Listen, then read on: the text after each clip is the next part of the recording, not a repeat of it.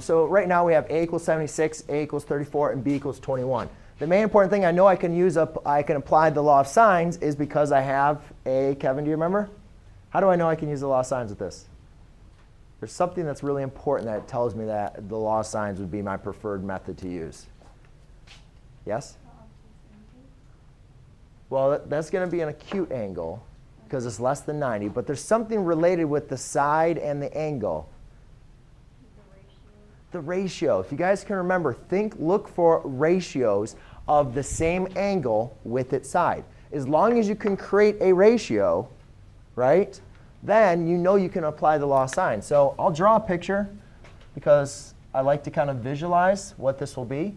So I'll say that's 72 degrees, that's A, and then smaller case a will be 34. Smaller case, lowercase, that will be B. Oh, it's 76, you're right. Thank you. OK, so now by applying the law of sines, I can create my lovely ratio. So I can say, so remember the law of sines, a over sine of a equals, now I'm going to use the ratio with b, so I'll use b over sine of b. And it doesn't matter. I know sometimes I might have flipped them for you guys. It doesn't matter how you write your ratio, which one is above. It's just a comparison.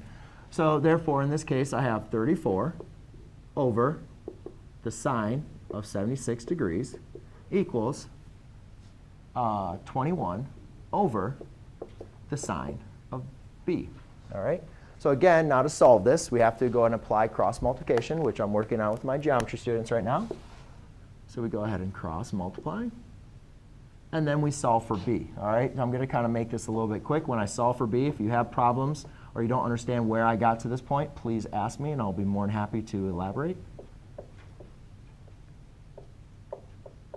OK, but when I solve, that's what I want to be getting at. All I did was I cross multiplied, set the products equal to each other, and then divided by 34 on each side. All right? I'm just trying to move it along, but please stop me if you want me to go through that. Everybody good? OK? Now, to solve for sine of b, we have to take the inverse. So b equals the sine inverse of 21 sine of 76 all over 34.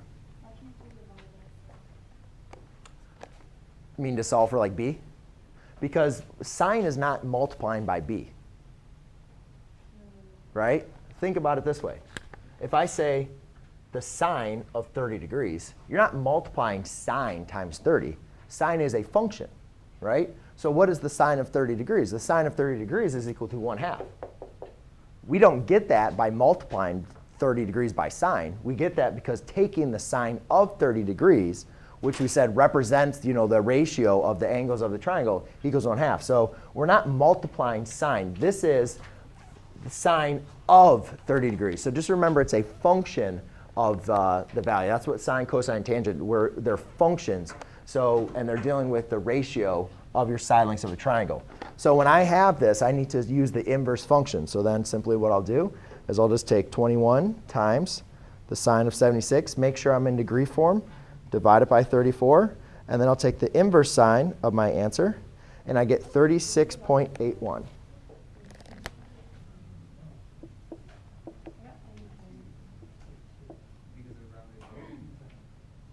Actually, 8.2. All right, now here's my question, though, that I have an issue with, that I told you guys. Oh, I didn't write this. In this class, sine of 30 degrees, right? I said that equals 1/2, correct? What about the sine of 150 degrees? The sine equals 1/2, right? Because sine is still positive. Cosine would be negative, right? So we have a problem. Because what if I say the inverse sine of 1/2? Well, we're only going to get 30 degrees. And again, I don't really have time because we didn't teach inverses in this course this year. So I don't really have time to say why they only give you the answer 30 degrees and not 150. But what I want you guys to understand is it's possible for us to have two angles. If I say, hey, here's my angle 1/2, what's the inverse sine of it? There's actually two possible angles, 30 and 150. And then what do you notice about the relationship between 30 and 150? What's just something that might? the opposite on the unit circle, but what about their values, which is correct? What about their values when the number 180? Well, 30? Yeah, well, yeah, they're supplementary of each other. You know, yeah, they add up to 180. So what I want you guys to understand is, does this have another angle that has the same sine as this? Yeah. So how do we find that angle? Well, just like I can take 180 minus 30 to get 150, I can do that as well. So what I'll do is I'll say 180 minus 36.82. All right? 142, 143 point.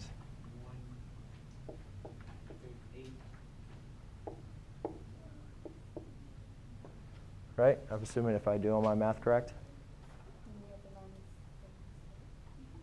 OK. So what that means is theta could be 143.18. However, now, so here's what we didn't have time last class for because it was early release.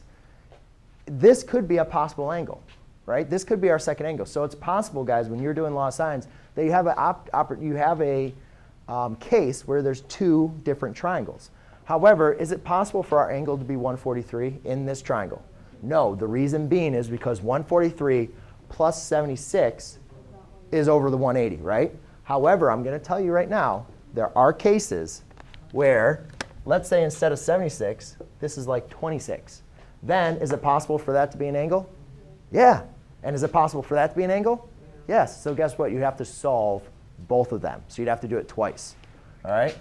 But in this case, we luck out, and 76 is our angle. And therefore, this is going to make it over 180, so we don't need to worry about it. So we solve for B, which is now 36.82. All right, and now we just need to, so now we know 76 and, now we know A and B, so we can find C. So I just do 180 minus 76 minus 36.82. And I get 67.18. And I'll just write that out again. 180 minus 76 degrees minus 36.82 equals C, which is 67.18. Now, again, I can apply my ratios. So I'm going to use the same ratio over here. Now I'm just going to use C. So I do not know what C is, but I know what sine of C is, or sine of my angle C, which is 67.18. Again, I'll cross multiply. And in this case, we have C equals 34 times the sine of 67.18 divided by the sine of 76 degrees. So now I'll just take 34 times the sine of 67.18 and then divide that by the sine of 76. And I get 32.30.